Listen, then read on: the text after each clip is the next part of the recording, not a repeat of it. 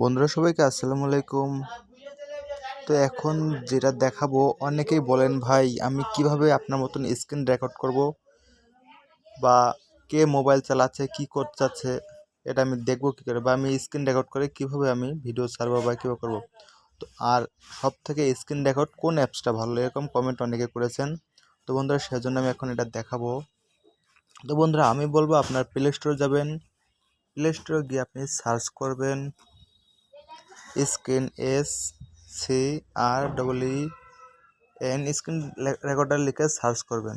Search করার পরে আপনি এখন এখানে দেখতে পাচ্ছেন, এই যে দেখতে পাচ্ছেন স্ক্রিন রেকর্ডার। এই দেখুন আমি দেখাচ্ছি, আমি কিন্তু এটাই কিন্তু ইউজ করি, ঠিক আছে। এই দেখুন এটা আপনারা এটা ব্যবহার করবেন, এটা আপনারা ডাউনলোড করে নেবেন, ঠিক আছে।